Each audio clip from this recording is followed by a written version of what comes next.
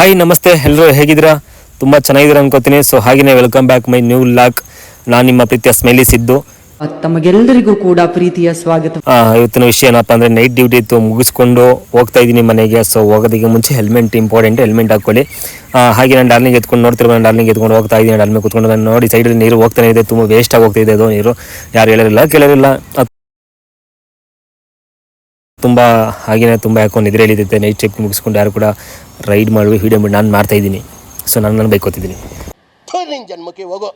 So ಹಾಗೆ ನೋಡ್ತಿರ್ಬೋದು, ನಾನು ಡಾರ್ಲಿಂಗ್ ಸ್ವಲ್ಪ ಹುಷಾರು ತಪ್ಪಿಟ್ಟಿದ್ದಾಳೆ. ಸೊ ಏನಾಗಿದೆ ಅಂದರೆ ನೋಡಿ, ನಾನು ಎಕ್ಸಿಲೇಟರ್ ರೈಸ್ ಮಾಡಿಲ್ಲ, ಆದರೂ ಕೂಡ ಅದು ಎಕ್ಸಿಲೇಟರ್ ಲಾಕ್ ಆಗಿಬಿಟ್ಟು ಸ್ಪೀಡಾಗಿ ಹೋಗ್ತಾನೆ ಇದೆ, ಕಂಟ್ರೋಲ್ ಆಗ್ತಿಲ್ಲ. ಎಲ್ಲರೂ 10 ಸೆಕೆಂಡ್ ಮೌನಾಚರಣೆ ಮಾಡೋಣ. ಸೊ ಫಸ್ಟ್ ನಾನು ಡಾರ್ಲಿಂಗ್ ತಗೋ ಹಾಸ್ಪಿಟಲ್ ಬಿಡಬೇಕು, ಹಾಸ್ಪಿಟಲ್ ಟೈಮಿಂಗ್ ಗ್ಯಾರೇಜು.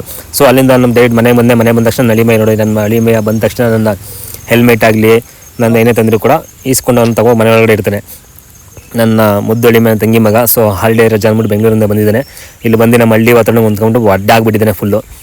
ಅವ್ನು ಯೂಸ್ ಮಾಡೋ ಜುಂಗ್ ಇದೆ ಅಂತೆ ನೋಡಿ, ಎಲ್ಲೋ ಸ್ಮೂತಾಗಿರಬೇಕಾ ಜುಂಗು. ಹಾಗೆಯೇ ಅಳಿಮೈಗೆ ಸ್ವಲ್ಪ ಕೊಟ್ಟಿಲ್ಲ ಅಂದರೆ ಹೆಂಗೆ ಬಂದ ತಕ್ಷಣ ನಾ ಸೊ ಕೊಟ್ಟಾಗಿ ಒಂದು ಪಪ್ಪಿ ಕೊಡೋದ್ರೆ ಕೊಟ್ಟ ತಕ್ಷಣ ಪಪ್ಪಿ ಕೊಟ್ಟ ಡಾರ್ಲಿಂಗು. ಒಂದು ಸ್ವಲ್ಪ ಸ್ವರ್ಗ ಸಿಕ್ತಂಗೆ ಆಗೋಯ್ತು. ಸೊ ಹಾಗೆ ಬಂದೆ ಮಲಿಕೋಣ ಅಂತ ರೆಸ್ಟ್ ಮಾಡೋದ ಅಂತ ಮಲ್ಕೊಂಡ್ರೆ ನಿದ್ರೆ ಬತ್ತಿಲ್ಲ. ಸೊ ಬರೋ ಟೈಮಲ್ಲಿ ನಮ್ಮಮ್ಮ ಕೂಗಿದ್ರು, ಎದ್ದೇಳೋ ತಿಂಡಿ ತಿಂದ್ಬಿಟ್ಟು ಮಲಕೋ ಒಟ್ಟಿಗೆ ಅಂತ. ಸೊ ನೋಡಿದ್ರೆ ಸೈಡಲ್ಲಿ ತುಪ್ಪ ಚಟ್ನಿ ದೋಸೆ ಹಾಕೊಂಬಂದೆ 4 ದೋಸೆನ.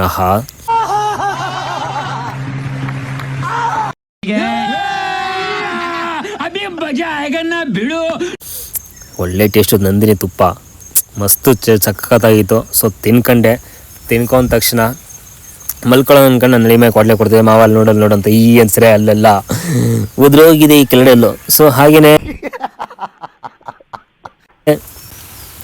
ಅದಾದಮೇಲೆ ಅಮ್ಮ ತಗೊಂಡು ತಿಂಡಿ ಕೊಡ್ತು, ಅಪ್ಪಂಗೆ ಕೊಟ್ಬಿಟ್ಟು ಬರೋಂತ ತೋಟಕ್ಕೆ ಅಂತ.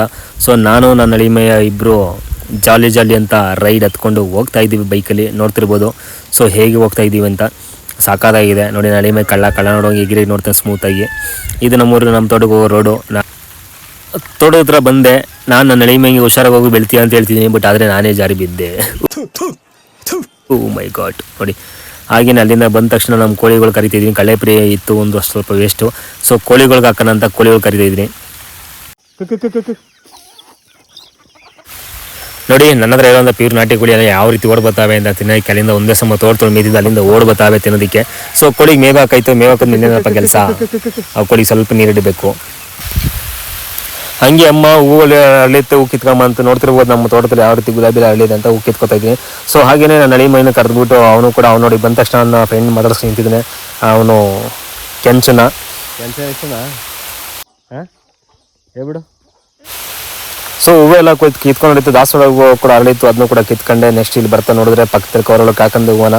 ಸೊ ಹಾಗೆ ಮುಂದೆ ನೋಡಿ ಕನಕಾಂಬರ ಹೂ ಇತ್ತು. ಸೊ ಇವಾಗಂತೂ ಕೊಯ್ಯೋದಕ್ಕಾಗಲ್ಲ ಅಂತ ಅದನ್ನು ಸಂಜೆ ಕುಯ್ಕೊಂಡ್ಕಂಗೆ ಹೋದೆ. ನೋಡಿ ಯಾವ ರೀತಿ ಇದೆ ಅಂತ ನೋಡಿ. ನಮ್ಮದು ಇದು ತೋಟ, ಕೋಳಿ ಶೆಡ್ಡು, ಆ ಕಡೆ ಕೋಳಿಗಳ ಮೇಯ್ತಿದೆ ಎಲ್ಲ ಯಾವ ರೀತಿ ಇದೆ. ಅದು ಕೂಡ ಒಂಥರ ಸ್ವರ್ಗ ತೋಟ ಇದು.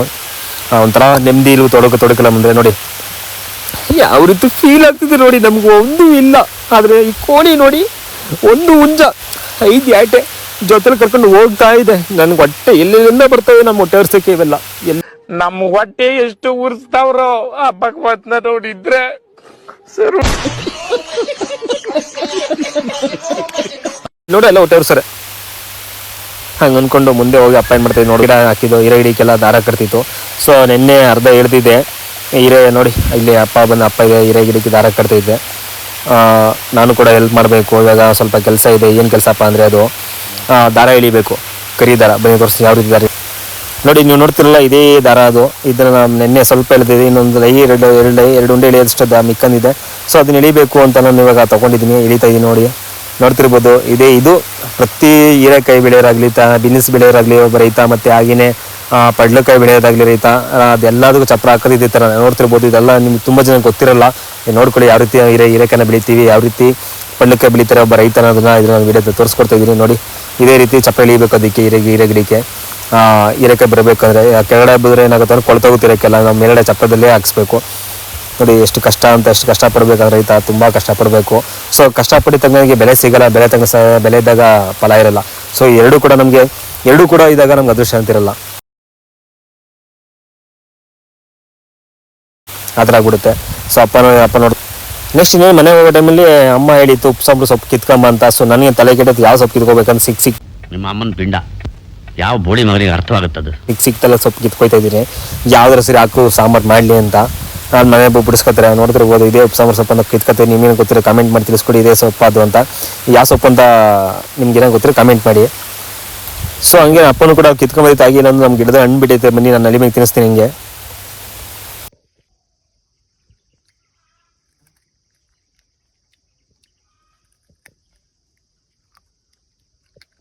ಹೆಂಗೈತೆ ತೋರಿಸೋದ್ರ ಅಣ್ಣ? ಕೆಂಪು ಕಲರ್ ಐತೆ, ಫುಲ್ಲು ಕೆಂಪ್ಕೆನೆ. ಇವು ನನ್ನ ನಳಿ ಮೇಲೆ ತಲೆ ನಮಗ ಕೋಳಿ ಮರಿಗಳಿಗೆ ಹಾಯಿ ಮಾಡ್ತೀನಿ ಅಂತಿದ್ದಾರೆ. ಅದಾದ್ಮೇಲೆ ನಮ್ಮ ತೆಂಗಿನಕಾಯಿ ತಗೊಂಬ ಅಂತ ಹೇಳಿ ತಿಳ್ಕೊಂಡು ಸೊ ಹಾಗೆ ತೋಟದಲ್ಲಿ ನೋಡೋಕೆ ನೋಡ್ತಿರ್ಬೋದು. ನಮ್ಮ ಬ್ಲ್ಯಾಕ್ ಸೀಬೆ ಒಂದೇ ಕಾಯಿ ಬಿಟ್ಟೈತೆ, ಎಷ್ಟು ತಿನ್ನ ಅನಿಸ್ತದೆ ನೋಡ್ತಿರ್ಬೋದು. ಕಾಯಿ ಕಿತ್ಕೊಳ್ಳೋದ್ರೆ ಕಾಯಿ ಇನ್ನೂ ಬಲ್ತಿಲ್ಲ. ಸೊ ಇದ್ರಲ್ಲಿ ನೋಡಿದ್ರೆ ಇದ್ರಲ್ಲೂ ಕೂಡ ಬಲ್ತಿಲ್ಲ ಕಾಯಿ, ನೋಡ್ತಿರ್ಬೋದು ಫಲ ಎಲ್ಲ ಹೇಗೆ ಕಚ್ಚಿದೆ ಅಂತ. ಸೊ ಇದ್ರ ನೋಡಿ ತಳ್ಳಾಗಿದೆ ಕಾಯಿ ಅದೊಂದು. ಸೊ ಬಲ್ತಿದೆ, ಕಿತ್ಕೊಂಡು ಇದನ್ನ ಹಿಡ್ಕೋಬೇಕು ಮನೆಗೆ. ನೋಡಿ ನಾವು ಈ ಥರ ಹಿಡಿತೀವಿ, ನೀವು ಯಾವ ಥರ ಹಿಡಿತೀರ ಅಂತ ಗೊತ್ತು. ಮಿಷಿನ್ ಇರುತ್ತೆ, ಪ್ರಹಾರ ಹಿಡಿತೀರ. ಸೊ ನಾನು ಸಡ್ಡೆ ಕೊಂದೇ ಅಲ್ವಾ ಅಂದ್ಬಿಟ್ಟು ಕೈಯಲ್ಲಿ ಹಿಡಿತಾ ಇದ್ದೀನಿ. ನೋಡಿ ಯಾವ ರೀತಿ ಇದೆ ಅಂತ. ಈಡು ನೋಡಿ ಕಾಯಿ ಹಿಡಿ ಎಷ್ಟು ಸಕ್ಕತ್ತಾಗಿರುತ್ತೆ ಅಂತ, ಮಸ್ತಾಗಿರುತ್ತೆ. ನಮ್ಮದು ಎಲ್ಲ ಇದ್ದು ಈ ಮರಗಳಿಗೆ ಯಾವುದೇ ಥರದ ಗೊಬ್ಬರ ಹಾಕಿಲ್ಲ, ಯಾವುದೇ ಥರದ ಅದೇ ಮೆಡಿಸಿನ್ನು ಗೊಬ್ಬರ ಕೊಡ್ತಿಲ್ಲಪ್ಪ 20 ಯೂರಿಯಾ ಆ ಥರದ್ದು ಯಾವುದು ಕೂಡ ಹಾಕಿಲ್ಲ. ನ್ಯಾಚುರಲ್ಲೇ ನಾನು ನ್ಯಾಚುರಲ್ ಫಾರ್ಮಿಂಗ್ ಮಾಡ್ಬೇಕಂತ ಮಾಡ್ತಾ ಇದ್ದೀನಿ. ಸೊ ನೋಡಿ ಕಾಯೆಲ್ಲ ಹಿಡಿದಿದೆ. ಕಾಯಿ ಹಿಡಿದ್ಮೇಲೆ ಯಾವ ರೀತಿ ಇದೆ ಕಾಯಿ ನೋಡಿ, ಸೈಜ್ ಎಷ್ಟಪ್ಪ ಇದೆ ಅಂತ. ಸೊ ಇದನ್ನು ತಗೊಂಡು ಇವಾಗ ಸೀದಾ ಸಲೀಸ್ ಮನೆಗೆ ಹೊರಟು ಇವತ್ತಿನ ಕತೆ ಇಲ್ಲಿ ತೋಟದ ಕತೆ ಮುಗೀತು. ಇವಾಗ ಬನ್ನಿ ಮನೆಗೆ ಹೋಗೋಣ. ಮನೆಗೆ ಹೋಗಿ ಸ್ವಲ್ಪ ಸಿಟಿಗೆ ಹೋಗಬೇಕು, ರೆಡಿ ಆಗಬೇಕು. ಇಲ್ಲಿಂದ ಅಲ್ಲಿ ನಾನು ರೆಡಿಯಾಗಿ ಮನೆ ಬಿಟ್ಟು ಬಂದಿದ್ದೆ. ಇವಾಗ ನಮ್ಮ ರಿಲಯನ್ಸ್ನ ಕೆಲಸ ಮಾಡುವಂಥ ಸ್ಟೋರಿಗೆ ಏನಕ್ಕಪ್ಪ ಅಂದರೆ ಇಲ್ಲಿ ಸಾಮಾನು ತಗೋಬೇಕಿತ್ತು ಸ್ವಲ್ಪ ಮನೆಗೆ. ಹಾಗೆ ನಾನು ನಳಿ ಮೇಲೆ ಕೆಲಸ ಮಾಡೋದಕ್ಕೆ ಕರ್ಕೊ ಬಂದಿದ್ದ. ಯಾರಪ್ಪ ನೋಡಿ ಇಲ್ಲೇ ಪಕ್ಕದಾಗ ಕೂತೇನೆ, ಅವನು ಕರ್ಕೊ ಅಂತ ಕರ್ಕೊಂಬಂದಿದ್ದೆ. ಸೊ ಇವನಿಗೊಂದು ಸ್ವಲ್ಪ ಒಂದು ಶರ್ಟ್ ತಗೊಟ್ಟೆ, ಹಾಗೆ ತಿನ್ನೋಕ್ಕೊಂದು ಡೈಲಿ ಮಂಚ್ ತಗೊಟ್ಟೆ. ಅದಾದಮೇಲೆ ಕೂತಿದ್ದೀನಿ. ಸೊ ಇಲ್ಲಿಂದ ನಾವು ನೆಕ್ಸ್ಟ್ ಎಲ್ಲಿ ಹೋಗ್ತೀವಿ ಅಂದರೆ ಹಾಗೆ ಒಂದು ಇರಲಿ ಅಂತ ಸಣ್ಣ ಪುಟ್ಟ ವೀಡಿಯೋ ಮಾಡ್ಕೊಂಡು ಕವರೇಜ್ಗೆ ನೆನಪಿಗೆ ಇರಲಿ ಅಂತ ಮಾಡ್ಕೋತಾ ಇದ್ದೀನಿ. ಸೊ ಇದಾದ್ಮೇಲೆ ನಾವು ಹೊರಟಿದೆ. ಇಲ್ಲೊಂದು ಫಂಕ್ಷನ್ ಇತ್ತು, ಕರ್ನಾಟಕ ಫಂಕ್ಷನ್ ತಿನ್ನೋದಕ್ಕೆ. ಬಾಡೂಟ ಅಂದರೆ ಬಾಡೆ ನಮ್ಮ ಮನೆಗೆ ಗಾಡು ಅನ್ನೋ ರೀತಿ ನಾವು ಬಂದುಬಿಟ್ಟಿದ್ವಿ. ಎಲ್ಗಪ್ಪ ಅಂದರೆ ಒಬ್ರು ಕರ್ನಾಟಕ ಇತ್ತು. ಸೊ ಅಲ್ಲಿಗೆ ಬಂದಿದ್ದೀವಿ, ಮುಗಿಸ್ಕೊಂಡಾಯ್ತು ಊಟನ. ಅಲ್ಲಿಂದ ನಾವು ಹೊರಟಿದ್ದೆ ಸೀದಾ ಮನೆಗೆ. ನೋಡ್ತಿರ್ಬೋದು ಎಲಿಮೆಂಟ್ ಇಂಥ ರೀತಿ ನೋಡ್ತಿದ್ದೀನಿ. ಹಾಗೆ ನಾವು ಹೋಗೋ ರೋಡಲ್ಲಿ ಇಲ್ಲೊಂದು ತೋಟ ಕಾಣಿಸ್ತು, ಸಕ್ಕತ್ತಾಗಿ ಮಾಡಿದ್ದಾರೆ. ನೋಡ್ತಿರ್ಬೋದು ತೋಟನ ಯಾವ ರೀತಿ ಮಾಡಿದ್ದಾರೆ. ಮಹಾಗನಿ ಗಿಡ ಮತ್ತು ಸಿಲ್ವರು, ನಿಂಬೆ ಗಿಡ, ದಾಳಿಂಬೆ ಗಿಡ ಮತ್ತು ಹಣ್ಣಿನ ಗಿಡಗಳು ಎಲ್ಲ ಥರ ಹಾಕಿದ್ರೆ ನಾನು ಇದೇ ಥರ ತೋಟ ಮಾಡಬೇಕಂತ ತುಂಬ ಆಸೆ ಇದೆ. ನೋಡಿ ಬಾಳೆ ಆ ಕಡೆ ಒಂದು ಸೈಡ್ ಬಾಳೆ ಹಾಕಿದ್ರೆ, ಒಂದು ಸೈಡ್ ಹಣ್ಣು ಗಿಡ ಹಾಕೊಂಡಿದ್ರೆ, ಒಂದು ಸೈಡ್ ಅಡಿಕೆ ಹಾಕಿದ್ರೆ ಸಕ್ಕತ್ತಾಗಿದೆ. ಮುಂದೆ ನೋಡ್ತೀರಿ ಮಳೆ ಬರೋ ಥರ ಆಗ್ಬಿಡ್ತು. ಫಾಸ್ಟಾಗಿ ಹೋಗ್ತಾ ಇದ್ದೀನಿ. ಹಿಂದೆ ಫಾಸ್ಟಾಗಿ ಹೋಗೋದಕ್ಕಾಗಲ್ಲ, ಏನಕ್ಕೆ ಹಿಂದೆ ನಳಿಮ ಇದೆ. ಸೊ ಹಾಗೆ ಮುಂದೆ ರೋಡ್ ಪಾಸ್ ಆಗ್ತಿತ್ತು. ಹಿಂಗೆ ನೋಡ್ತಿರ್ಬೋದು ಯಾವ ಸುತ್ತಮುತ್ತ ನೋಡಿ ಬರೀ ಮಾವಿನ ಗಿಡಗಳು ಕಾಣ್ತಿತ್ತು ಈ ರೋಡಲ್ಲಿ. ಇದ್ಯಾವಪ್ಪ ರೋಡು ಅಂದರೆ ಇದು ಬೊಮ್ಮನಹಳ್ಳಿ ರೋಡು, ಇಲ್ಲೆಲ್ಲ ಕಟೇಶಾಗೋ ರೋಡು. ಬರೀ ಮಾವಿನ ತೊಪ್ಪುಗಳು ಕಾಣ್ತಿದೆ, ಮಾವಿನ ಗಿಡಗಳು. ನಿನ್ಸ್ಬಿಟ್ಟು ಕಿತ್ಕೊಳ್ಳೋ ಅಂತ ಅನಿಸ್ತು. ಬಟ್ ಆದರೆ ಕಿತ್ಕೊಂಡ್ರೆ ಇಲ್ಲಿ ಹಿಡಿದು ಕಡಾಕಿ ನಾಯಿ ಹೊಡೆದು ಹೊಡಿತಾರೆ ಅಂತ ಭಯ ಆಗಿ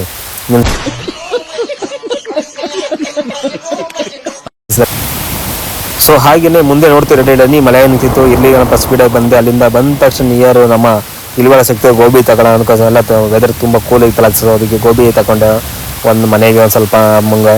ಹಾಗೆಯೇ ತಗೊಂಡು ಹೊರಟೆ ಸೀದಾ ಮನೆಗೆ ಬಂದೆ. ಮನೆ ಬಂದ ತಕ್ಷಣ ಅಲ್ಲಿಂದ ಬಂದು ಫಂಕ್ಷನ್ನ ಮುಗಿಸ್ಕೊಂಡು ಮನೆಗೆ ಬಂದು ಮನೆಯಷ್ಟು ಡೈರೆಕ್ಟ್ ನಾವು ತೋಟದವ್ರು ಬಂದಿದ್ದೀನಿ. ಏನಕ್ಕಪ್ಪ ಅಂದರೆ ಅಪ್ಪಂಗೆ ಗೋಬಿ ತಗೊಂಬಂದಿದ್ದೆ. ಗೋಬಿ ಕೊಡೋದಕ್ಕೋಸ್ಕರ ತೋಟಕ್ಕೆ ಬಂದಿದ್ದೀನಿ.